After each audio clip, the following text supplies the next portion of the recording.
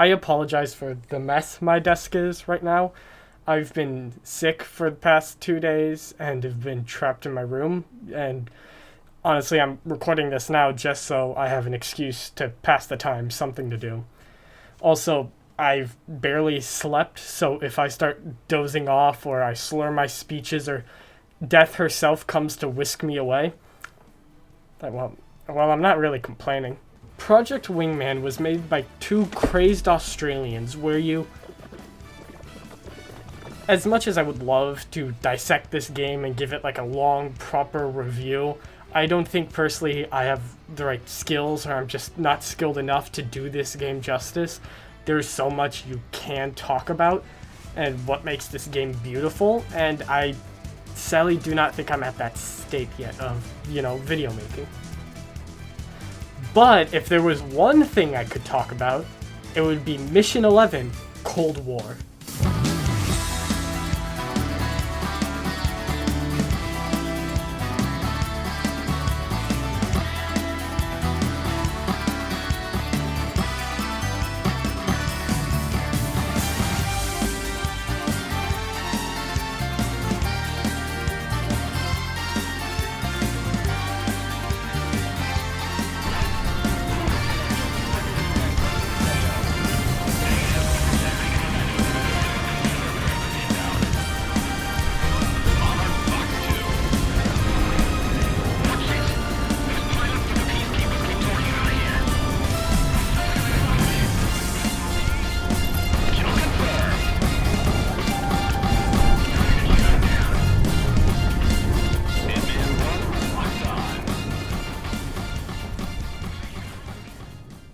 Now, this is purely subjective, but I consider Mission 11 of Project Wingman one of the best video game levels ever made.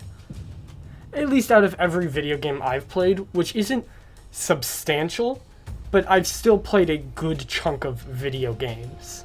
But everything of this level is beautiful. The music, the visuals, the voice acting, the gameplay, all of it blends together into this masterclass of level design. To give you full context to talk about this level, I'll have to give you a brief summary. Teenage horniness has been at an all-time high due to this phenomenon called VTubers. And to counteract this, Yellowstone fucking explodes. This sends the world into a giant cataclysmic apocalypse, eradicating everything anime. And a few hundred or so years later, we start off on the first mission. You are a mercenary, a part of the Sicario mercenary group. You specifically are Monarch, the head of the Hitman team. You've been conscripted by the UN to bomb an innocent outpost of civilians because they are suspected anime. Upon discovering the stash of anime they have contained, you fucking nuke them. But after bombing the seemingly last supplies of anime, you've heard of a second civil war being started between the Federation and Cascadia. You see, Cascadia, after the Cataclysm, has secret deposits of anime, all lurking around as they extract it from the ground. The Federation does not like this, so a civil war has begun where the Federation has invaded Cascadia to destroy everything anime. So, channeling your 0.001% Japanese blood inside of you, you decide to join the Cascadian forces and fight against this absolute tyranny. Throughout the war, you fight battles here and there, even bombing your own anime supplies to show your dedication to the cause. And while the fights you do fight are semi-important, you are just slowly building your name for yourself, but are still mainly known as that mercenary group. Until...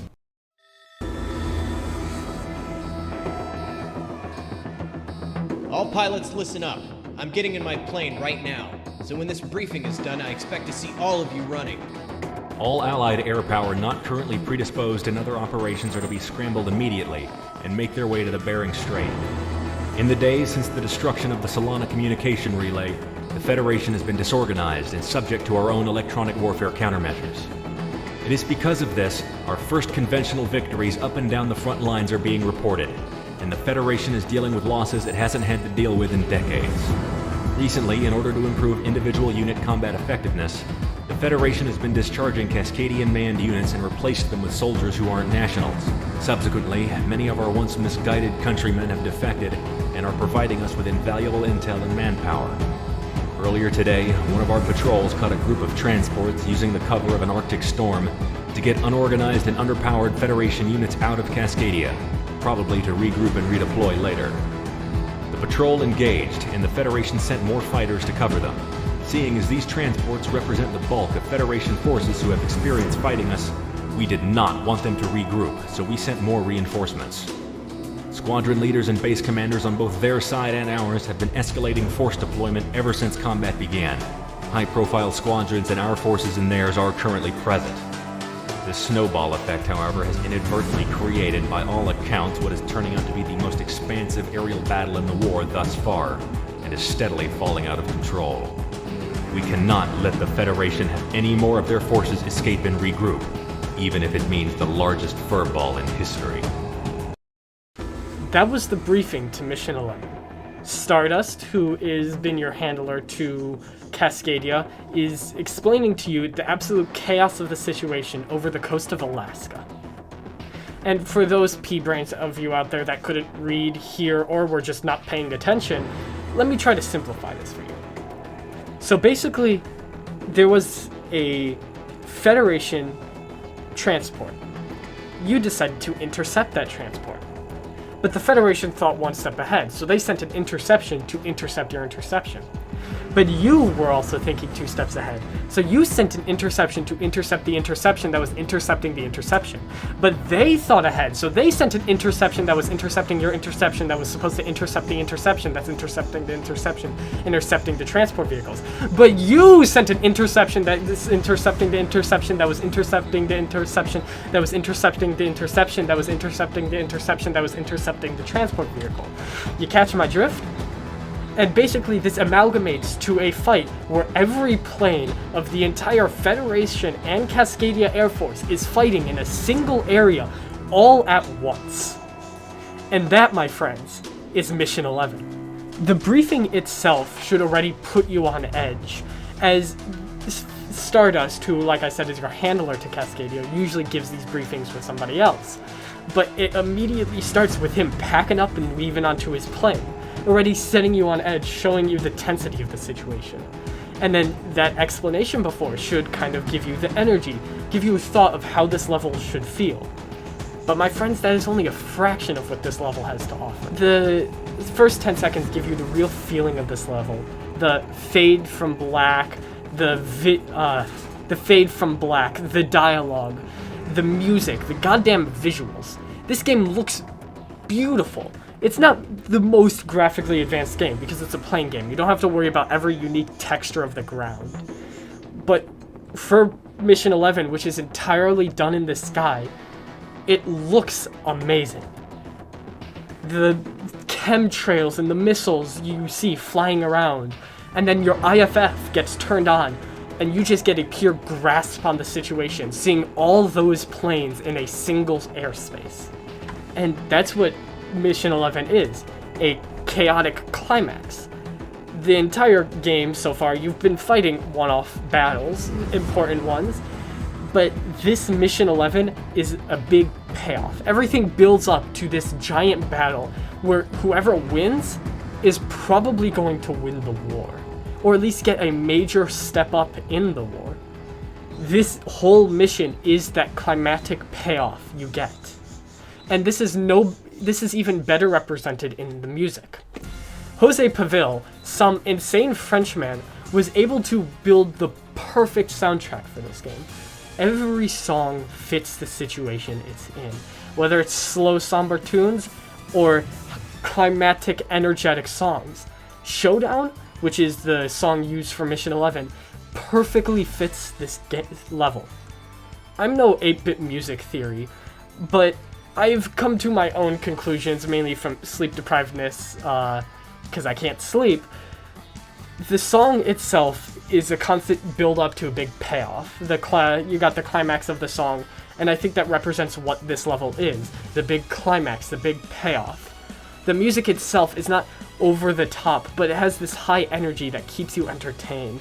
It's so fun to listen to that the long level playthroughs you can be going through to play this mission are always enjoyable. You physically cannot play this level without the music. I was able to play this level several times to get footage because I just absorbed the music. It was so nice and fun. What the fuck does that mean? Showdown also is as good partly because it's for this specific level. This song is just able to retain this energy without being too over the top, but just nice enough to keep you entertained all the way through. Another thing that blends well, and one thing you'll always notice, is the combat of Project Wingman. The gameplay of Project Wingman has been described in many different ways. This YouTuber here described as piloting a slow Gundam. The philosopher and critic Epic Gamer 420 described it as... Wait, what the fuck? Everything you do in this game feels tight and responsive. Every input on the controller, every time you fire a missile, turn, fire your flares, or are able to evasively maneuver a missile tracking you. Everything feels responsive and fun. It's got a level of complexity that keeps you on your toes, but it's not too over the top. It still retains this fun factor that sometimes the half an hour long playthroughs you can go through playing this level don't feel dull at all. You can approach combat any different way with the several different missiles you can equip. You can go in and duck in and out of the AO, using mainly multi-lock missiles, targeting several planes at once. You can always target one plane and follow them till they fall. You either use basic missiles, which you can carry several hundred of, or you can be a running gunner. There's several different ways you can approach combat in this game that keep it entertaining and gives it major replay value. Never in a million years did I think a plane game would give me interesting and complex characters, people I cared about with personalities deeper than cardboard boxes.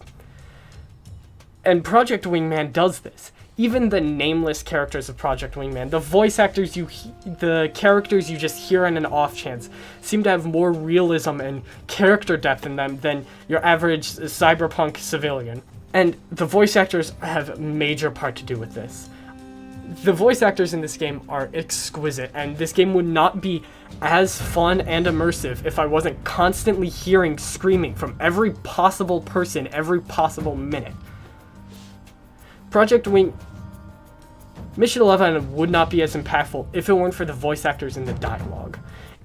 The dialogue in this level really shows the different ends and emotions people would be feeling when thrust into a chaotic situation like this. You have, from the Sicario side, you have people like Diplomat, who is panicking, he's scared, this is a situation, it's crazy, you could be hit by a stray missile not even targeting your plane and be gone like that. He shows the panic and the fear of a situation like this. And then on the other end, you have Kaiser, who in the level mentions this is like a game for him. It also fits with his character, going more into just the game itself. He's in this war more for the honor of fighting than the money it brings. But you can still see the entertainment he's having despite the absolute absurdity of this mission. And then the nameless characters, as I mentioned, the Cascadian Air Force, who you barely hear much of throughout most of the level, have incredible depth and are enjoyable in this level. Like with Sicario, you have ends where people are freaking out, they're scared, this is crazy, how did they get in this situation, why do each side keep sending reinforcements? And then you have other Air Force members who are literally trying to show up the new guys. This is an actual line from the game, and I love it. It really shows the kind of people. It feels realistic. This feels like what people would react like when thrust into a situation like this. People in denial, people in fear, people who know there's no getting out of it, so might as well enjoy it while you can. That is what the beauty of this level is. And then all of this combined, the music, the visuals, the combat, the voice actors, make the perfect level. If not a perfect level in video gaming, the perfect level for Project Wingman. Without spoiling too much, Project Wingman is the middle point of the game. It is the halfway point, and is one of the two major battles in the game. and each of them give you a climactic payoff. It is a build-up. Each half of the game is a build-up to something else. Mission 11 is the payoff for you showing yourself in the war, showing that even a lone mercenary can make all the difference. And then the later levels is a payoff to something even greater. I suggest you play the game. I'm not going to spoil it, but I'll leave you with this very well-known meme within the community. In real life, war is hell. In Project Wingman, war is fucking orange. Anyway, that's all I got to say. My throat is killing me. I should not have been speaking like this, especially since I'm sick. But I hope you enjoy. Go play Project Wingman. As of the recording of this video, I think it's free on Game Pass, so if you have it, go play it there. Or you could just buy it on Steam. Anyway, that's all I gotta say. If you liked, like, subscribe. I'll see you later.